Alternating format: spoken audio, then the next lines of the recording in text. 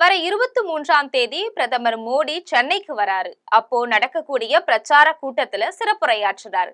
இந்த மேடையில அதிமுக பாஜகவுடைய இறுதி கூட்டணி பற்றி அறிவிக்கப்பட இருக்கு. குறிப்பா அதிமுக பாஜக கூட்டணி தலைவர்கள் எல்லாரும் பிரதமர் மோடி கூட மேடையில கைகோர்த்து நிற்கும்படியா தமிழக பாஜக ஏற்பாடு செஞ்சுட்டு வருது. இப்போ இந்த மேடையில நாம் தமிழர் காளியம்மாளும் பங்கேற்கலாம் அப்படிங்கிற பரபரப்பான தகவல் வெளியே கசிஞ்சிருக்கு. இது பற்றி ஜெம் தொலைக்காட்சி வழங்கும் சிறப்பு செய்தி தொகுப்பை இப்போது பார்க்கலாம்.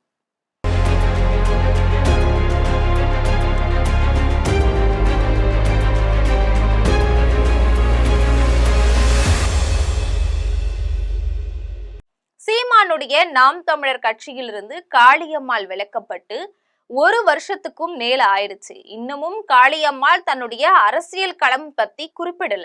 இது குறித்து நிருபர்கள் அப்பப்போ கேட்கும் போதெல்லாம் நிச்சயமா ஒரு கட்சி கூட கூட்டணி சேருவேன், அத பத்திரிகையாளர்கள் முன்னாடி அறிவிப்பேன் அப்படின்னு சொல்லிட்டு வராரு. இதுக்கு இடையில அவரு முதல் கட்டமா அதிமுக கூட ஒரு பேச்சுவார்த்தை நடத்தினாங்க. அந்த பேச்சுவார்த்தை நிறைவடையல. அதே மாதிரி தமிழக வெற்றி கழகத்திலும் பேச்சுவார்த்தை நடத்தினாங்க. ஆனா காளியம்மாளுடைய வருகையை தமிழக வெற்றி கழக பொதுச் செயலாளர் முசி ஆனந்த் தடுத்து நிறுத்திட்டதா சொல்லப்படுது.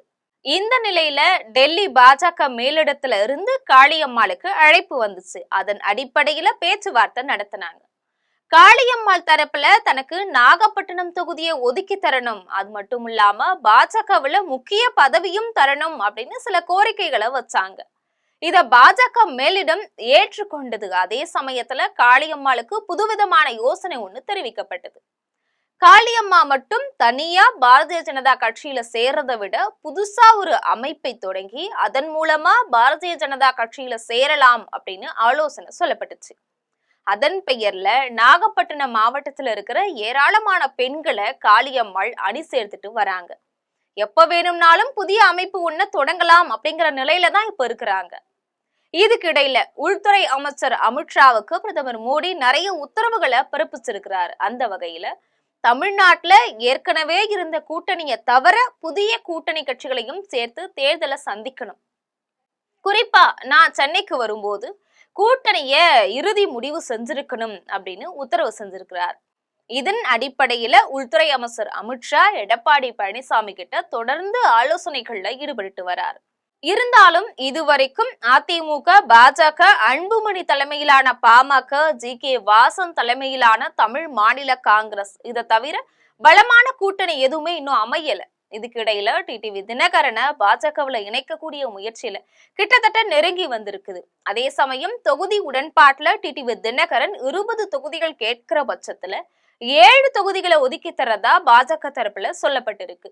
இருந்தாலும் டிடிவி தினகரன் பிரதமர் மோடி பங்கேற்கக்கூடிய மேடையில கைகோர்த்து நிற்பார் அப்படின்னு தான் தெரிய வந்திருக்கு. இப்ப அவர் பேசும்போது எதிரிகளாக இருந்தா என்ன, துரோகிகளாக இருந்தா என்ன அப்படிங்கிற ரீதியில பேசிட்டு வராரு.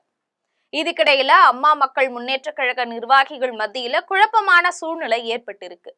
எடப்பாடி பழனிசாமியை முழுக்க முழுக்க எதிர்த்த சூழ்நிலையில இப்போ அவர் கூட கூட்டணி சேர்ந்து நியாயம் கிடையாது. அது மட்டும் இல்லாம யாரு எதிர்த்தமோ அவங்க வெற்றி பெறதுக்காக அம்மா மக்கள் முன்னேற்ற கழகம் உழைக்க போதா அப்படின்லாம் நிர்வாகிகள் போர்க்கொடி பிடிக்க தொடங்கி இருக்கிறாங்க.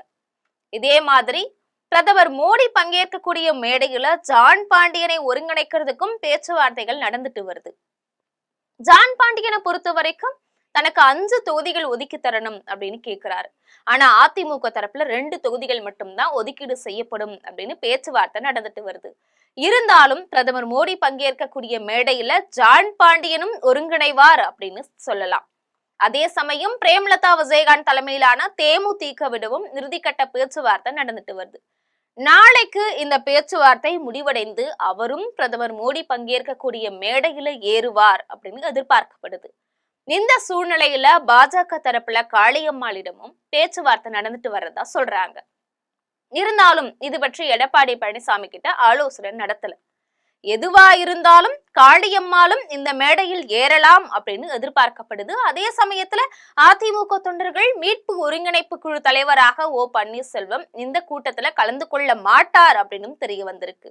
இதுவரைக்கும் அவருக்கு அழைப்பு விடுக்கவில்லை அப்படிங்கிறது தான் இப்போதைய முக்கியமான செய்தி. இது போன்ற அரசியல் பின்னணி செய்திகளை தெரிந்து கொள்ள ஜெம் தொலைக்காட்சியுடன் தொடர்பில் இருங்கள். நன்றி, வணக்கம்.